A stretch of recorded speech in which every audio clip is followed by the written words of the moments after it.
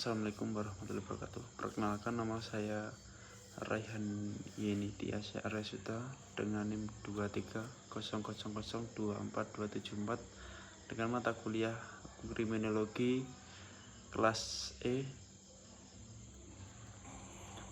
Pada kesempatan kali ini saya akan mempresentasikan materi tentang pandangan Shimecha dan Lee terhadap 3 paradigma kejahatan, yaitu paradigma positivis, paradigma interaksionis, dan paradigma sosialis.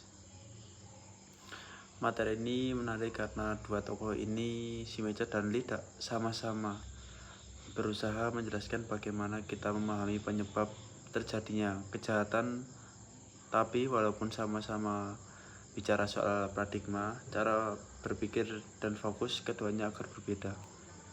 Shimecha lebih menekankan ke kerangka berpikir ilmiah dan konseptual dalam memahami kejahatan, sedangkan Lee lebih fokus pada bagaimana paradigma ini diterapkan dalam konteks sosial modern, terutama kaitannya dengan masyarakat dan sistem hukum. Nah, sekarang mari kita bahas secara terpisah agar lebih jelas. Pandangan Shimecha tentang 3 paradigma kejahatan. Menurut Shimecha, kejahatan adalah fenomena sosial yang kompleks. Untuk bisa memahami mengapa seseorang bisa berbuat jahat, kita harus melihatnya dari 3 cara pandang atau paradigma utama, yaitu yang pertama paradigma positivis, yang kedua paradigma interaksionis, dan ketiga paradigma sosialis. Shimecha menggunakan ketiga paradigma ini untuk menunjukkan bahwa kejahatan bukan hanya soal tindakan individu, tetapi juga soal hubungan sosial dan struktur masyarakat. Yang pertama, paradigma positivis menurut Shimecha. Paradigma positivis menurut Shimecha berakar dari pandangan ilmiah yang berkembang di abad ke-19. Paradigma ini menyatakan bahwa setiap tindakan manusia, termasuk kejahatan, memiliki sebab yang bisa dijelaskan secara ilmiah. Shimecha menjelaskan bahwa kejahatan tidak muncul begitu saja karena niat jahat seorang, melainkan karena ada faktor-faktor penyebab yang bisa diidentifikasi. Misalnya, yang pertama, faktor biologis seperti genetik, bentuk tubuh, atau kondisi otak, mengacu pada pemikiran Lombroso. Kedua, faktor psikologis seperti gangguan kepribadian, stres, trauma masa kecil, dan sebagainya. Yang ketiga, faktor sosial seperti lingkungan yang buruk, pergaulan negatif, atau kemiskinan. Shimecha melihat paradigma ini sebagai pendekatan ilmiah terhadap kejahatan. Menurutnya, jika kita bisa menemukan penyebab ilmiahnya, maka kita juga bisa mencegah dan memperbaiki perilaku kejahatan. Dalam paradigma positivis versi Shimecha, hukum dan sistem pemasyarakatan seharusnya tidak hanya menghukum tetapi juga merehabilitasi dan membina pelaku kejahatan. Misalnya dengan program konseling, pelatihan kerja, dan terapi kepribadian. Namun, Shimecha juga mengkritik paradigma ini karena terlalu menyederhanakan manusia sebagai objek penelitian. Manusia bukan hanya hasil dari faktor biologis atau lingkungan, tetapi juga punya kesadaran, kehendak bebas, dan nilai moral. Yang kedua, paradigma interaksionis menurut Shimecha. Paradigma interaksionis menurut Shimecha berpijak pada teori interaksionisme simbolik Lam menjelaskan bahwa kejahatan terbentuk melalui proses sosial dan interaksi antara individu. Menurut Shimecha, seorang bisa menjadi penjahat bukan semata karena perbuatannya salah, tetapi karena masyarakat menilai dan memberi label bahwa tindakan itu jahat. Artinya, kejahatan itu relatif, tergantung pada nilai dan moral sosial yang berlaku di suatu tempat dan waktu.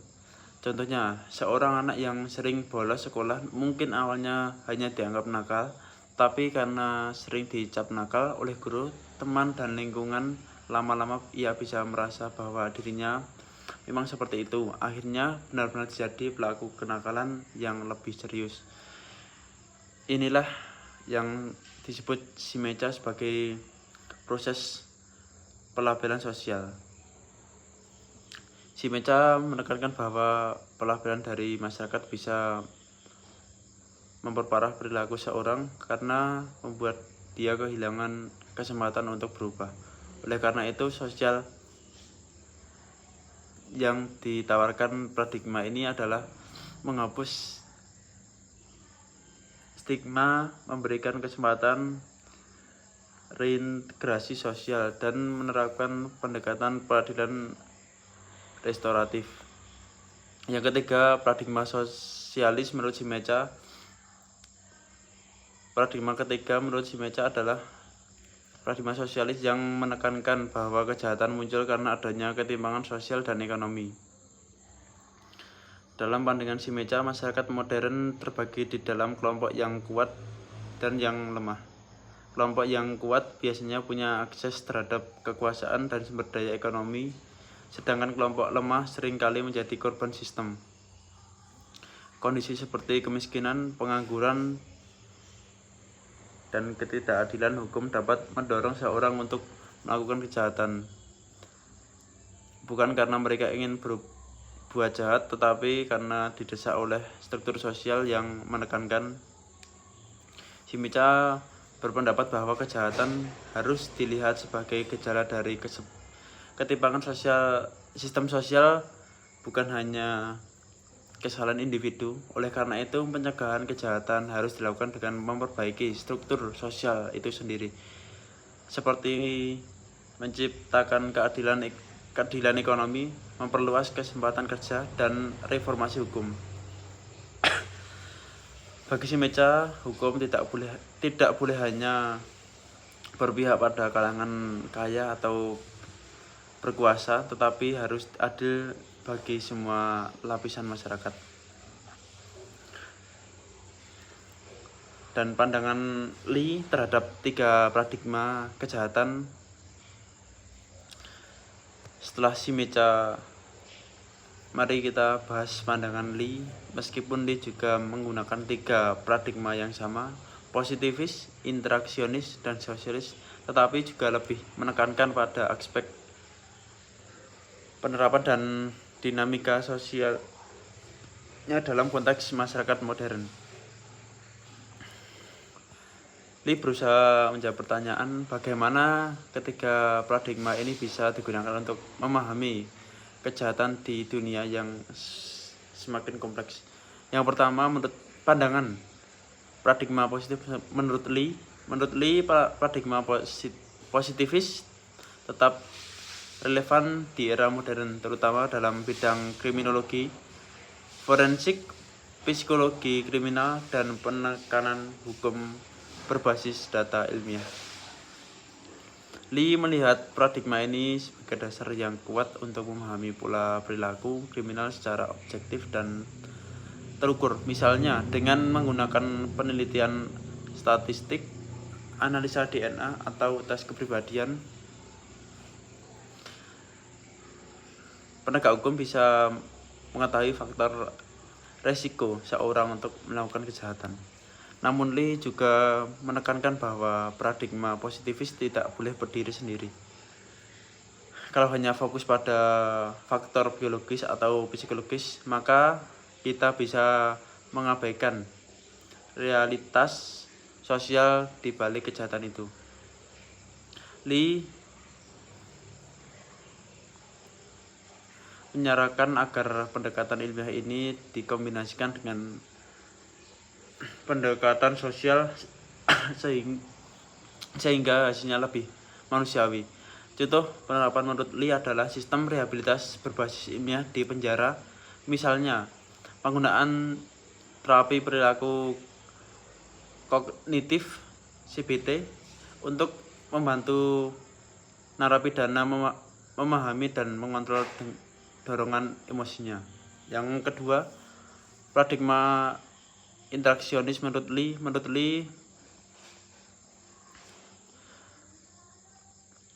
paradigma interaksionis sangat penting di tengah masyarakat yang semakin terhubung secara sosial dan digital. Menekankan bahwa lebih sosial tidak hanya datang dari lingkungan langsung, tetapi juga bisa terbentuk melalui media massa dan media sosial. Misalnya, ketika seorang tersangkut kasus hukum, nama dan wajahnya langsung viral di internet, padahal belum tentu dia bersalah, tetapi karena sudah dilabeli perilaku oleh masyarakat online, reputasinya rusak dan sulit diterima kembali. Lee menyebut fenomena ini sebagai pelabelan digital, bentuk modern dari teori labeling klasik. Menurutnya ini bisa memparah masalah sosial dan membuat orang sulit keluar dari lingkaran stigma. Karena itu, Lee mendorong agar paradigma interaksionis digunakan untuk membangun empati sosial, menekankan pendidikan moral, dan memperkuat etika media supaya tidak mudah menghakimi seorang tanpa dasar yang kuat. Yang ketiga, paradigma sosialis menurut Lee berfokus pada konteks ekonomi global dan ketimpangan sosial modern. Melihat bahwa dipengaruhi oleh struktur kapitalis dan kesenjangan sosial yang makin besar. Contohnya bisa dilihat dari fenomena white collar crime seperti korupsi, manipulasi keuangan, dan kejahatan korporasi besar. Menurut Lee, kejahatan seperti ini bukan hanya soal individu tamak, tapi cerminan dari sistem ekonomi yang mendorong persaingan tidak sehat dan ketidakadilan. Selain itu, Lee juga menyoroti kejahatan akibat kemiskinan struktural seperti pencurian kecil, pengangguran, dan perdagangan ilegal. Bagi Lee, semua ini adalah gejala dari sistem sosial yang tidak adil. Pertama, solusi yang ditawarkan Lee adalah reformasi sosial dan ekonomi, termasuk pertama, meningkatkan kesejahteraan masyarakat. Yang kedua, memberantas korupsi dan monopoli ekonomi. Serta ketiga, membangun sistem hukum yang benar-benar berpihak pada keadilan sosial. Lee menegaskan bahwa selama ketimpangan sosial masih ada, kejahatan tidak akan pernah benar-benar hilang. Kesimpulannya yaitu, kalau kita simpulkan, baik si Beca dan Lee sama-sama melihat bahwa kejahatan adalah hasil dari interaksi berbagai faktor individu, sosial, dan struktural. Namun keduanya punya fokus yang berbeda. Si Meca lebih banyak berbicara tentang kerangka teori dan pendekatan ilmiah dalam memahami kejahatan, menunjukkan bahwa ada 3 cara untuk melihat fenomena kriminal. Yang pertama, dari sisi individu. Kedua, dari sisi interaksi sosial. Dan ketiga, dari sisi struktur sosial. Bagi si Meca, memahami kejahatan berarti memahami manusia yang segala dimensinya, biologis, psikologis, dan sosial agar solusi yang diambil tidak hanya menghukum tetapi juga memperbaiki. Sementara Lee lebih menekankan pada penerapan paradigma tersebut dalam kehidupan modern. La melihat bagaimana paradigma positivis digunakan dalam kriminologi ilmiah modern, bagaimana paradigma interaksionis muncul dalam bentuk pelabelan digital di media sosial, dan bagaimana paradigma sosialis terlihat dalam ketimpangan ekonomi global yang melahirkan kejahatan sistemik. Dengan kata lain, Scimeca memberikan dasar teorinya, sedangkan Lee membawa teori itu ke realitas sosial masa kini.